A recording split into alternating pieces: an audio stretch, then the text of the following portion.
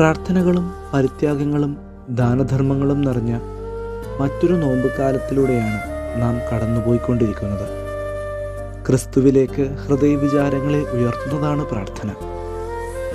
ഹൃദയം നിറഞ്ഞ് ക്രിസ്തുവിനായി ചെയ്യപ്പെടുന്ന ഓരോ പ്രവൃത്തികളും പ്രാർത്ഥനകളാണ്. അവൻ്റെ തിരുഹൃദയത്തിൽ നമുക്കായി സ്ഥലം കണ്ടെത്തുന്നതാകണം ഓരോ പ്രാർത്ഥനകളും. വിശുദ്ധ ഗ്രന്ഥത്തിലെ പ്രാർത്ഥിച്ചു പ്രാർത്ഥിച്ച് പുത്രനായ സാമുവേലിനെ നേടിയ ഹന്നയെപ്പോലെ, ക്രിസ്തുവിൽ ഉറച്ചു നിന്നുകൊണ്ട് നഷ്ടപ്പെട്ടതൊക്കെയും വീണ്ടെടുത്ത ജോബിനെ പോലെ, പ്രാർത്ഥനയിൽ ദൈവഹിതം ആരാഞ്ഞ പ്രവാചകരെ പോലെ,